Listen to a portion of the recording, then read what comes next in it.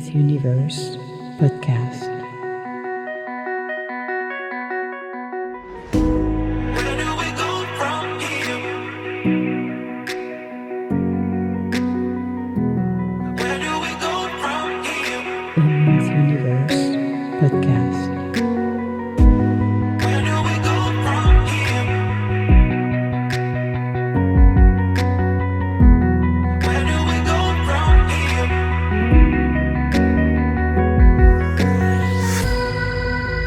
Emma's Universe podcast.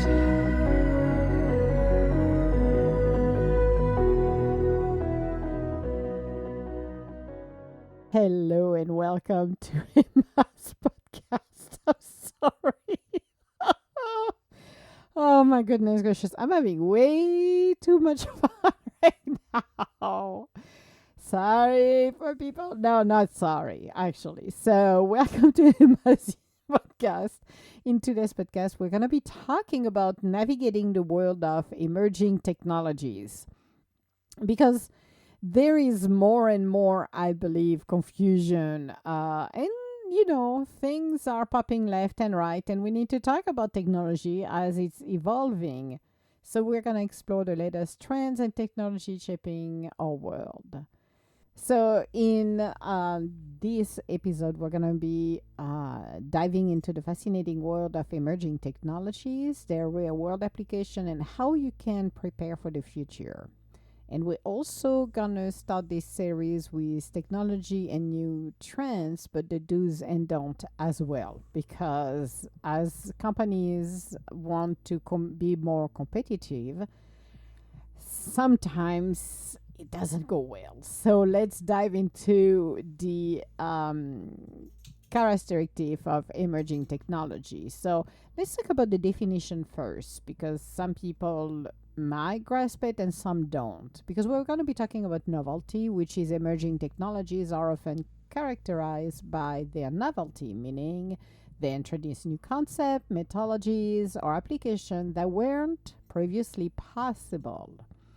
And those novelties can spark significant changes in how we live and work. For example, the introduction of AI, which is one of the biggest topics, and machine learning brought about new ways to analyze data and make predictions, which were not feasible with traditional methods. So those are part of the evolution. As we're looking at our lives, we're evolving, we're always changing.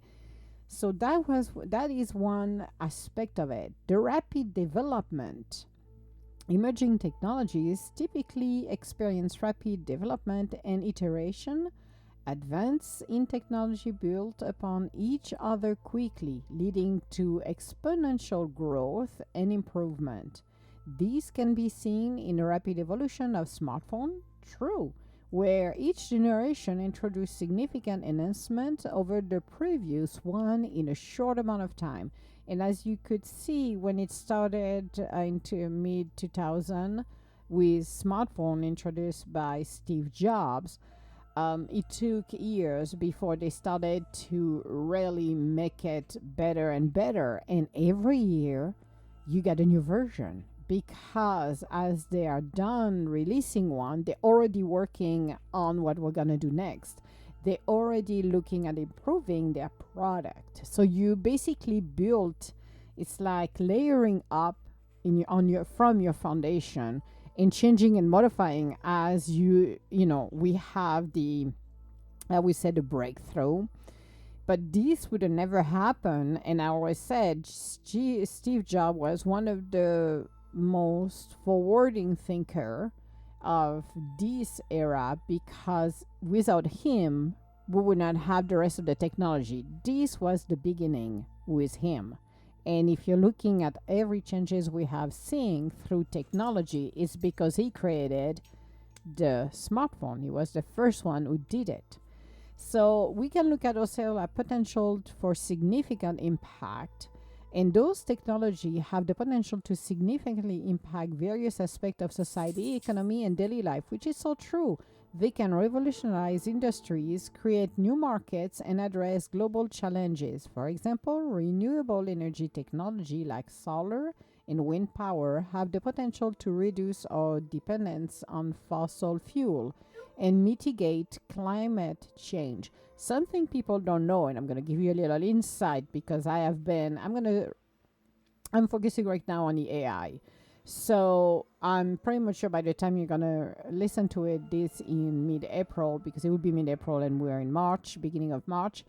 I'm probably gonna go back and write some of my blogs, continue to talk about the gas and oil industry, aka fossil industries, fuel or industries, either way, doesn't change. But you're looking at it and you're going to see in a gas and oil, a lot of those companies actually are looking and are working already on those energies, on the solar and the wind power. They're looking on other less impactful technologies that can help actually. So people don't know that. They always see the gas and oil industry as the bad guy, which in fact it's not. But seeing the evolution and how can we move one aspect of from the fossil fuel to the cleaner energies, because people want solar. Problem with solar, they cannot what do you call it, store all of that energy. Most of the time is you spend it as it's producing, and that's one of the biggest challenges. How do you store it in order to use it afterward? So, but think about that. The importance of awareness, staying competitive, because one of the big things in rapidly changing world, staying informed about emerging technologies is crucial to remain competitive. Even Mac, who wants to eat his food right now, is agreeing with me. Businesses that keep up with technological advancement can innovate, improve efficiently, and offer better products or services. Individuals who stay updated can acquire new skills, making them more valuable in a job market. However, think about companies, because when you're looking at new technologies and rapid changes, see them as oil tanker. And I will always remember what Joel said to me, or said to us many years ago when he came in interview for a position of director. He gave and asked us, how long does it take for an oil tanker to stop and turn around? Looking at him and say, what is he talking about? Well, companies are the same way. When you're talking about billion-dollar companies, and I'm talking older one, the amount that it takes for them to really be in a rapid development of in technology to bring more software, it can take a long time because of the way they are running. Like an oil tanker, it takes 1.5 miles to stop and turn around. That's how long it takes for an oil tanker to do that. So when you're looking at the impact of new technology, you have to really think wisely, what is the best approach for me and my company? Spending money for the latest trend, you have to really sit down and see how it can fit within your company. Now, that is what we're talking about today. So you want to remain competitive, but you have to be wise when you're doing this as well. Innovation and adaptation. Awareness of emerging technologies foster a culture of innovation and adaptation. By understanding new technologies, organizations and individuals can identify opportunity to integrate them into existing processes or create new solutions. This proactive approach can lead to breakthroughs and maintain relevance in a dynamic environment. Again, not every single emerging technology will fit the companies. Like I said, you have to think about it and see what is the added value to have them. Not because somebody has it and you want to copy them. You have to fit where you are. Risk management. Yes, there is always a risk management. Being aware of the emerging technologies also helped in identifying potential risks and challenges early on. This allows for better preparation and risk management strategies. For example, Understanding cybersecurity threats associated with new technologies can help organizations implement robust security measures to protect sensitive data. If you don't know, you can play with fire, but that is a very big one.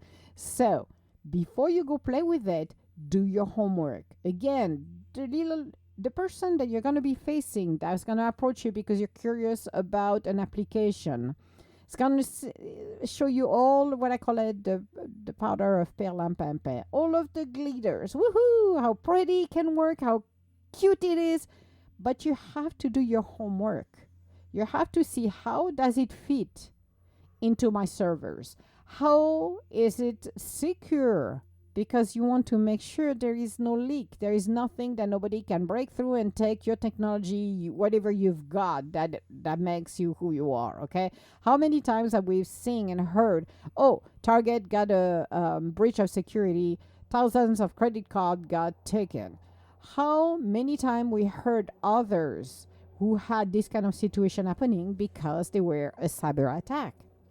Now, future proofing, adapting to change, because the future proof involves preparing for and adapting to the changes that emerged technology will bring. This means being flexible. That's what I like the agile style better than a waterfall. Waterfall, your boss is telling you what to do, we're going to go do this, and they give you the roadmap. In the agile world, what you do is learning to be flexible and adapt to the changes that emerging technology will bring. This means being flexible and open to adapting new tools and methodology. Organizations that embrace change are better positioned to thrive in the face of technological advancement. Now, you don't have to go to extreme, but you can maybe adapt to new tools that can really empower your company to move forward. Again, not every tools will fit. You take what is best for you and your company. Skill development, that's something that is required. As technology evolves, certain skills may become obsolete while new skills are in demand. Future proofing requires continuous learning and skill development to stay relevant in a job market. These can include pursuing educations and training in emerging fields such as data science, artificial intelligence, and cybersecurity. The other thing too is when you're looking at your IT team, that it's providing the same training, education for them to continue to be active. I talked about that in, I think, an article that I wrote, or was it the latest podcast? I don't remember, but I talked about it. But because you have to be, I think it's the article that I published in March. You need to have and ensure that your people, your employees, your team has the right tool, but the right training as well. Because as you're leaving behind older software, you're going to need to adapt to the changes and have your team being able to do that as well. Strategic planning. Oh, I have an upset dog, really. MacArthur, you're going to have to wait. I will do the, yes, you're going to have to wait. He's on strike. Because I put him on diet and the boy doesn't like it. That means he's eating less. That's why he's not happy, because we're passing his feeding time. So let's back and focus on the strategic planning. Now, future proofing also involves strategic planning to anticipate the long-term impact of emerging technologies, because it's easy to say I want the shiny object, but if the shiny object is going to basically, I want to say the word, screwed up your entire process and sales and paralyze your people, make them more upset because it's not working properly, that's not good, because it could make you lose money. If you cannot sell, if you cannot provide items or services or whatever you're selling to your client, they're going to go somewhere else. So this includes assessing how new technology can be integrated into business models, planning for potential disruptions, and investigating in research and development. Because if you don't have your R&D, you're gonna basically burn yourself up. But it doesn't mean you have to spend $100,000 to do it. By planning ahead, organization can better navigate the uncertainties of technological changes, and that is the key. You really have to do those steps. If you don't, then you're gonna hit the wall sooner or later. And I've seen in new adoption of technology for companies where they spent, and that's what people don't understand. When you're putting something in place, it's not a 15 minutes and we're done. It takes time to, first of all, put it into your server. When I mean it's coding, take a server that you don't use for what I call it live for your production, not the production one, but you're going to do one where basically you do all of your tests and you're going to crash with that server anything you want. So you're going to have, you duplicate normally your, I'm losing my words because I have Mac distracting me. This is not good. When we're looking at the production one, what you do, you make a copy of your production and you can do it in your, what we call it a test environment. When you do this in your test environment, then you basically implement, see how it works and how it goes and how it's implementing. And from there, you're testing everything. When you're done with your testing, you're going to move it to production. Now, in production, you always have something that doesn't work. There is always a bug somewhere. I can tell you that I have stories of of updating at night, and talk about it, where people were from India turning on the switch on, and all of a sudden all of the stores will go down for hours at a time, and it was paralyzing the stores, and they had to go fix it and never tell when they were launching something new. This is part of the problem. So you have to anticipate. There is always, like I always said, it's 80% planning, 20% uncertainty. And that uncertainty, you have to have the people on call ready to go when you do your launch. You can do a soft launch, which is a little bit better, where you start to implement per business unit and not do a full launch, because that will totally screw up and paralyze an entire company. But some people don't even think about it because they don't have the IT background to understand, how do I implement this? How do I roll out this? You do it incremental, because when you works the first time you launch it for a specific business unit, you're going to work out all of the bugs. So that's mean when you do the second rollout, then there will be less and less bugs, which makes it easier than paralyzing your entire company. But some people don't think about that. They want this implemented in 15 minutes. And this is what happened. Now, when you're looking and you don't do your homework, not realizing what is needed, but you got all of your VP, everybody behind you say, well, yes, we want this rollout. It doesn't even provide what you need as information. So now you, a year later, you're looking at spending more money in a different technology because that doesn't match. Do your homework. Don't look at how they sell their stuff, because they're always going to show you the powder of perlimpinpin. But do your homework and really see, is this meet what we need? Is this anticipated everything? Or do this technology have some lack? And what are they, and how they're going to be able to overcome it? Because if they cannot overcome it, this is not for you. And I can talk per experience, because I just saw happen a few months ago when I was working on a different project that happened. It was quite very interesting, actually, because I was curious to know what would be the outcome. So now let's talk about artificial intelligence, AI. Artificial intelligence involves creating machines capable of performing tasks that typically require human intelligence. This includes learning, reasoning, problem solving, perception, and language understanding. Now, those applications could be happening in healthcare, which AI is used in medical imaging to detect disease earlier, in predictive analytics to forecast patient outcomes, and personalized medicine to tailor treatment to individuals or patients, which is actually great. That can help to support doctors, especially when you can predict or, well, first the detection of disease, because some MRI you're not going to see it. If you have AI looking at it, they can spot something way earlier than you will be able to see it, which is great. Personalize the medicine to tailor treatments that it will be catered for individuals instead than a mass usage of everything. So it's tailored to each individuals, which is great. Now you have it in finance, where algorithms are employed in fraud detection, risk management. Again, an automated trading system, AI-powered chatbots provide customer service, and robo-advisors assist with investments decision.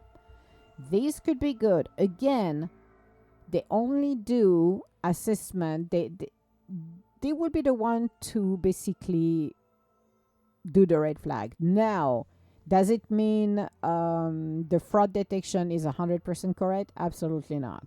Retail enhance customer experience through recommendation system, chatbots, and personal marketing. Inventory management and supply chain operation are optimized using AI, which is great. The other thing too, and I've done it at WorldTT. WorldTT equal Walmart. When I say, well, I like to call it WorldTT. That's my little pet peeve on this one. But they use actually AI. When they use their cameras, you go to the self-check lane. They will use AI to check and verify if you're not stealing or not scanning the product properly, okay? When they started to roll out this over, a year, 2 years ago? 2 years ago or a year and a half ago or something like that. Doesn't matter when it was. I think it's whatever. Whenever. I like my self-check, okay? This is my fun little thing. Well, you have to use one hand when you're scanning the product. If you use two hands, it will automatically think you're stealing. And it happened to me that I got stopped while I was doing it. The machine stopped and I said a red flag. The person came and I said, well, I'm doing this. I'm just scanning it. And I said, I use my hands to do that. And she mentioned to me, as she said, use one hand. If you use both hands, the system think you're stealing. And I'm like, oh, that's interesting. So again, when you think about AI is not perfect. It's not the magic pill, but this is something that helps you. So every time I go scan, now I put one hand. I don't put both hands, or I pass the product in my from the right. Yeah, but because you do it from the right. So from the right, I'm passing the product from the right to the left hand, and the left hand is going to be scanning. So it see my hands. That makes sense? And I'm sure for the casino, they do the same thing there. They have, and they're analyzing everybody's hand and watching how they're, playing in casino. Manufacturing is used for quality control, predictive maintenance, and optimizing production processes. No, now, quality control, I'm having an issue with this one because I'm going to tell you a funny story, which maybe not all manufacturings are doing this for quality control, because got a dishwasher. The dishwasher was brand new, got installed. The motors wasn't working. So I asked, it took about 2 months to get a brand new one. A brand new one, when I said brand new one, is a motor. It wasn't even a dishwasher, it was the motor, because it was in back order or whatever the deal was. And I asked a question to myself, what's wrong with that picture? Don't they test every single one of those dishwashers before they go out of the manufacturing? Well, obviously not, or they must have an AI who was on vacation that day, because it was hilarious. I'm like, how can you have a dishwasher that doesn't work and the motor is not even working? It should have been tested. So, but manufacturing are using it. And you look at robotics, you're looking at now some of the jobs are being redundant, jobs are being done more precisely, because a machine will reproduce, unless they're not calibrated properly, will reproduce exactly the same thing to the perfection. So, transportation, AI power autonomous vehicle, and improves logistics through route optimization. So that is again another thing we see in transportation. Now, the challenges and ethical consideration, the bias. Yes, one of the biggest issues in AI system can inherited biases from training data leading to unfair outcomes. That is nothing over the rainbow new. But when you're dealing with AI and you started to teach AI, you have to remove the bias as much as possible. Like in banking, that happened that people applying for loan were denied because of their income, because of the color of their skin, because of, and they were a bias into it, and it was discovered afterwards. So I'm taking this example for really being clear. When you have an AI system, you have to be cautious about the bias. Privacy. Let's talk about privacy because in a healthcare environment, the use of personal data in AI application raises privacy concerns. AI could be a problem, even a banking world. You have to make sure that it is protected because if something happens, leaking information could happen as well. Job displacement. Automation and AI can lead to job displacement in certain sectors. Again, like I talk about robotic in the manufacturing world, yes, they are taken care of, but that doesn't mean they're going to do it on their own because you still need somebody else to supervise. You still need to make sure it is calibrated properly. So jobs are changing and evolving. Accountability, determining, because we need to determine the accountability for AI driven decision can be challenging. One of the things is where is the accountability for AI and where is the human side of the decision as well. So this is something that needs to be sorted out. Now let's talk about blockchain because people have heard about blockchains, which is a decentralized and distributed ledger technology that securely records transactions across multiple computers. It ensures transparency, immutability, and tamper-proof records. And this is used into the cryptocurrencies, which like the Bitcoin and other cryptocurrency are based on blockchain technology, enable secure and decentralization of financial transactions. That means you can see every movement of the money, where it goes, who has it, blah, blah, blah. If you're looking at banking, you give your money, you don't even know where it goes because you have no visibility and transparency.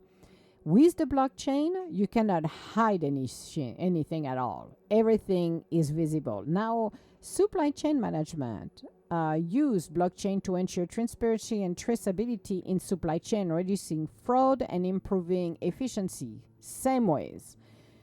Digital identity verification. Blockchain provides secure and tamper-proof digital identities for individuals and organizations. Smart contracts, self-executing contracts with the term directly written into code, enable automated and secure agreement. Isn't it interesting for those applications? Now, challenges and regulatory issues, because again, when you're looking at those technologies, you're always going to have what we call it challenges, and the regulatory has to match because the evolution of where we're going, we have to move, and we're being more challenged with regulatories as well because scalability. Yeah, I did it right. Scalability. I did not do A. So let me say that again because sometimes when I'm pronouncing words, it goes and it did. Scalability. Yes, Mike, you're gonna eat in a few minutes. I'm almost done with this one, okay?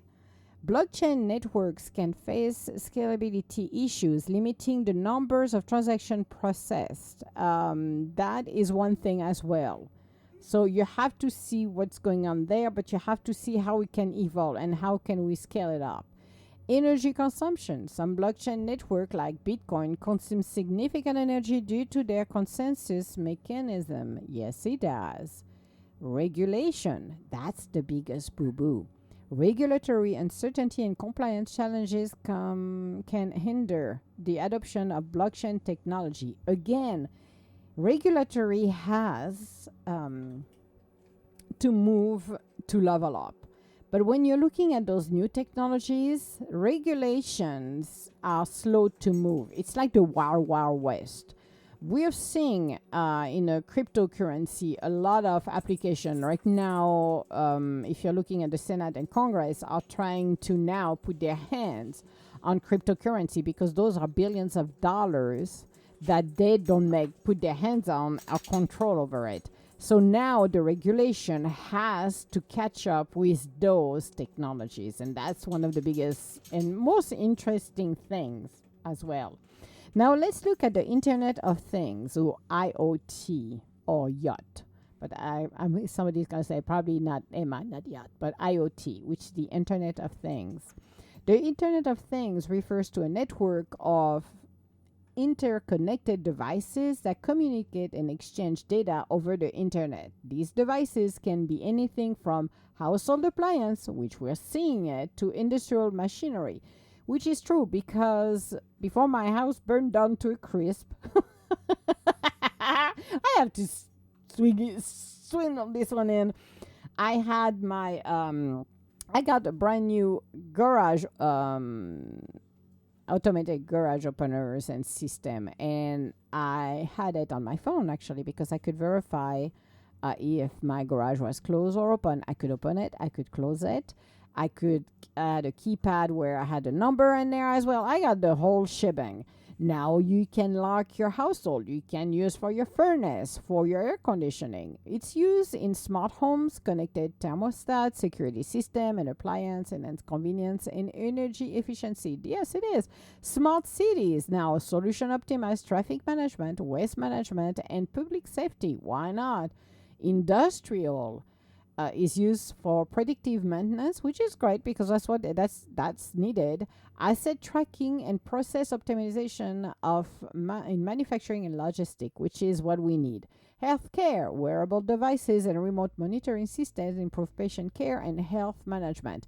Somebody who has basically a pacemaker, you have also for diabetes. They have also a little monitor they have on them as well. So when they need insulin, it does it automatically.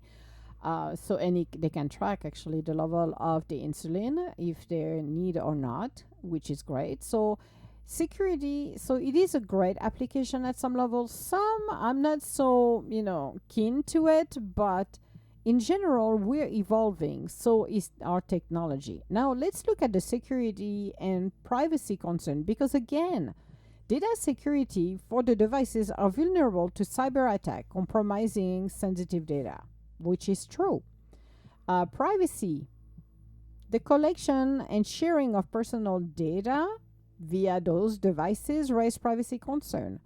And I don't have one here. I don't have an Alexa. I don't have a Google because they record a lot of time. They're listening to your conversation, like our computers are listening to our conversation. Have you ever noticed that you're thinking about something and say, "Ooh, I would like my, some Louis Vuitton red pump," and you talk about it to somebody, and all of a sudden you turn on to your computer, and what do you see? An advertising about the Louis Vuitton red one that you want. It is what it is, but the privacy is basically becoming less and less visible, and people don't realize that. Interoperability, ensuring seamless communication between diverse devices can be challenging because, again, if you're looking at Alexa might be connected to your smart furnace, can be connected to your lock, can be connected to your garage. So you have to make it compatible because you don't want this in silo. If you buy something, you want to make it easier for yourself as well. So there is, at the level of technology, every company wants to make themselves unique in their ways, but there is a communication that needs to happen between the devices in order to make it more appealing for people to buy it. You have to think about that as well. Now let's talk about quantum computing, because this one, and that will be our last little baby section so I can feed my dog. It's not going to have a revolution otherwise. So quantum computing leverage the principle of quantum mechanics to perform computations that are infeasible for classic computers. Those are the mega mega computer. Quantum bits or qubits can exist in multiple states simultaneously, enabling parallel processing. Supercomputers. The application cryptography. Quantum computers have the potential to break existing encryption methods and create more secure cryptographic system. Drug discovery.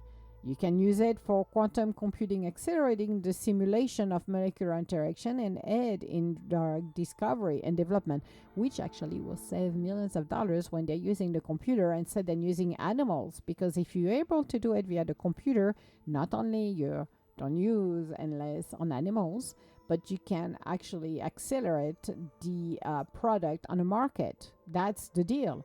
Optimization of problems. Quantum computing solves complex optimization problems more efficiently, benefiting industries like logistics and finances. Yes, it does. You don't have to have 200 people around to think about something. If you got your quantum computer, your supercomputer, then this is beneficial to solve problems. Material science. Quantum simulation enhance the understanding and development of new materials, because when you are doing this computer will basically be your simulator. So you can see when you're mixing a materials component to see maybe what is the stress level of this new component you want to create. And with that, you can actually accelerate it, modify, make something that will be more refined. Then instead of taking 10 years to do it, you can do it in maybe in a month or two. So current limitation, well, scalability, because built a scalable quantum computer with a large number of qubits is challenging. Error rate. Again, the quantum computer are prone to errors due to decoherence and noise.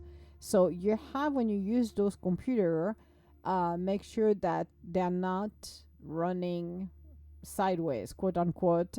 The error rates are high. You have to make sure you got the right people to look at where they are and if it's really working properly, because that could be a big problem. Now, cost a lot of money to do it. Developing and maintaining a quantum computing infrastructure is extremely expensive. We're talking supercomputers. We are talking things that can work their magic like there is no tomorrow. But think about all of this and really educate yourself, because at the end of the day, AI is going to stay. It's not going to go anywhere. You're looking at different technologies. You're looking at different way to improve your, what do you call it? I'm having a blank right now. That's awesome. At the end of the podcast, you have to look at how it works with your company. That's what I'm trying to say. It's easy to have a sales speech, but you have to make sure this is what you need, not what you want. Because people love to have those little sparkly, exciting things, but make sure it's tailored to your needs and what you looking for to, and how to improve your sales, how to move up your company. AI can remove redundant task. Use AI to do the basic task. The basic task, and that will open the person to do something else and continue to move forward into the right direction. So that's something you really have to think about.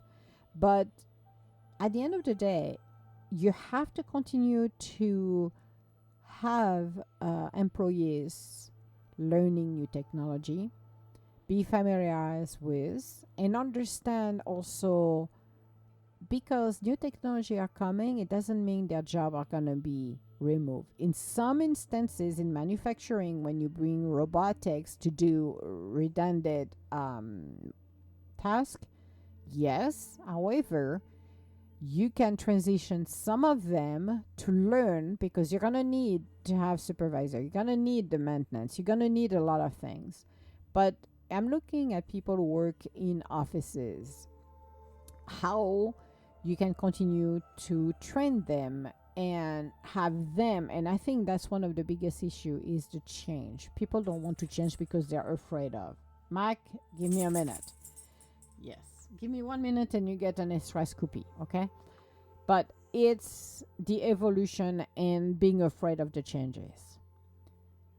Having the flexibility to have people being part of those changes will make a huge difference. So think about the technology, and yes, things are moving and changing very quickly, but you're part of it, and at the end of the day, you have to look what is best for the company. Not every emerging technology will work. Some of the adoption for those will take a while. Some are not ready yet, but you have to look at what your inventory is currently as systems, processes, and see how, from what you've got and where you want to move, what needs to be removed, and do it not in a rush, but doing it wisely and pick what is right for you. As I said, a lot of people are wasting money on technology that doesn't fit well because they saw the shiny object and wanted to be part of it and they got sold on it, and at the end of the day, it's a mistake. So, all my love, guys, and we'll talk to you later. Bye now.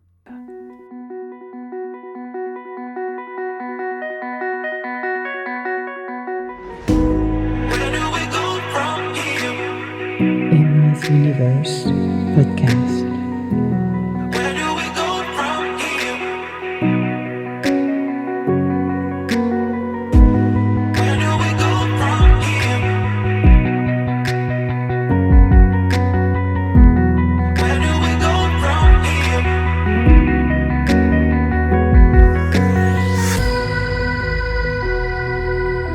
Emma's Universe Podcast.